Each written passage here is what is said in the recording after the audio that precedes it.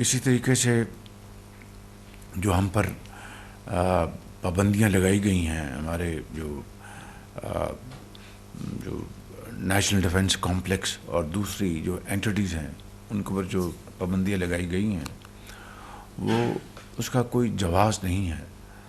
پاکستان قطعی طور پر کوئی ایسا ارادہ نہیں رکھتا جہاں پر ہمارا جو نیوکلیر جو سسٹم ہے وہ اگریسو ہو۔ یہ تو 100% پاکستان کے ڈیفنس میں it is just deterrence, nothing else. It's a programme to defend Pakistan. خدا نخواستہ پاکستان کے خلاف کوئی اگر اگریشن ہوتا ہے، ہمارا صرف اور صرف ڈیٹرنس کے طور پر ہم اس کو اپنا دفاع کریں گے۔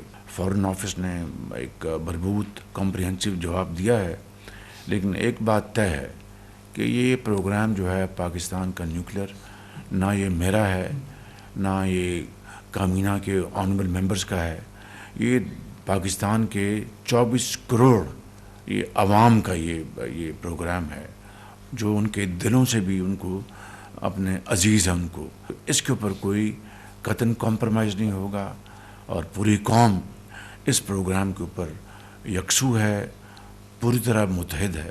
کل ہماری پہلی میٹنگ بھی ہو گئی ہے اپنا جو پی ٹی آئی کے ساتھ، جو اسپیکر صاحب نے اس میں انیشیٹو لیا، اس میں پھر میں نے مشاورت کے ساتھ ایک کمیٹی کانسٹیٹیوٹ کر دی۔ کل اس کی میٹنگ ہو گئی ہے، 2 جنوری کو اس کا اگلا سیشن ہے۔ تو اس میں اسحاق ڈار صاحب ہیں، ہماری طرف سے رانا ثناء اللہ صاحب ہیں، اور عرفان صدیقی صاحب ہیں۔ پیپلز پارٹی کی طرف سے جناب فارمر پرائم منسٹر راجہ پرویز اشرف صاحب ہیں، نوید قمر صاحب ہیں، پھر ڈاکٹر مقبول صدیقی صاحب ہیں، اور اس کے علاوہ علیم خان صاحب ہیں، اعجاز الحق صاحب، خالد مکسی صاحب جو ہیں، ان کو بھی میں نے اس میں شامل کیا ہے۔ تو امید ہے کہ، اور میں نے کہا کہ جو نیشنل انٹرسٹ کا تقاضا یہی ہے کہ قومی مفاد کا تقاضا یہ ہے کہ ہم اپنے ذاتی مفادات کو قومی مفادات کے تابع کریں، اپنی ذاتی پسند ناپسند کو قوم کی خاطر اس کو ہم قربان کریں۔ یہ ہمارے سامنے ہونا چاہیے ہدف، اور اس کو سامنے رکھ کر اگر یہ گفتگو شنید ہوگی تو یقیناً اس سے میں سمجھتا ہوں کہ ملک کے اندر ایک سکون آئے گا، ملک کے اندر ایک قومی یکجہتی جس کی یقیناً بہت ضرورت ہے، اس کو فروغ ملے گا، اور ہماری جو یہ ترقی کا جو پہیہ ہے وہ تیزی سے گھومے گا۔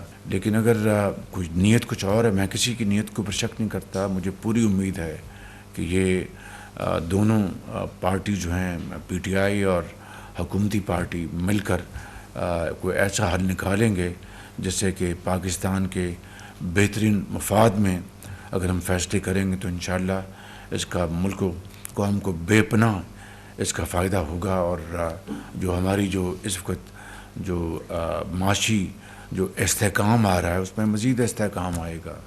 ابھی لاسٹ جو اسٹیٹ بینک نے فیصلہ کیا، انہوں نے پالیسی ریٹ کو 15% سے گھٹا کر اب 13% پہ کر دیا ہے۔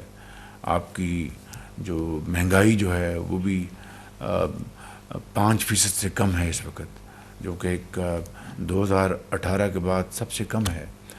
اسی طریقے سے ہماری جو ایکسپورٹ جو ہیں ان میں بتدریج اضافہ ہو رہا ہے، ہماری جو ریمیٹنسز ہیں ان میں اضافہ ہو رہا ہے، ہمارے جو آئی ٹی کے ایکسپورٹس ہیں ان میں اضافہ ہو رہا ہے۔ بنگلہ دیش کا ایک نیا ہمارا ایک مرحلے میں پاکستان کا تعلق بن رہا ہے۔ میں ڈاکٹر یونس سے قاہرہ میں ملا تھا، بہت اچھی ہماری مثبت گفتگو ہوئی وہاں پر قاہرہ میں ان کے ساتھ۔ انڈونیشیا کے جو پریزیڈنٹ تھے ان سے بھی میری وہاں پر بڑی اچھی ملاقات ہوئی، طیب اردوان صاحب سے، اور دوسرے جو زعماء ہیں وہاں پر میری ان سے ملاقات ہوئی۔ تو بنگلہ دیش اب انہوں نے پہلے پاکستان کا جتنا بھی شپمنٹ جاتی تھی اس کو 100% اس کو وہ سکین کرتے تھے، اب انہوں نے اس کو ختم کر دیا ہے۔ ایئرپورٹ پر پاکستانی ڈھاکہ ایئرپورٹ جاتے تھے ان کا ایک علیحدہ ڈیسک بنتا تھا، ان کی علیحدہ وہاں پر اسکریننگ ہوتی تھی، اس کو انہوں نے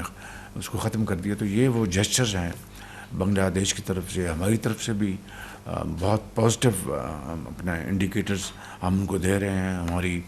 اب ہماری رائس کی ایکسپورٹ الحمدللہ ہو رہی ہے. ڈی پی ایم انشاءاللہ فروری میں بنگلہ دیش جائیں گے انشاءاللہ.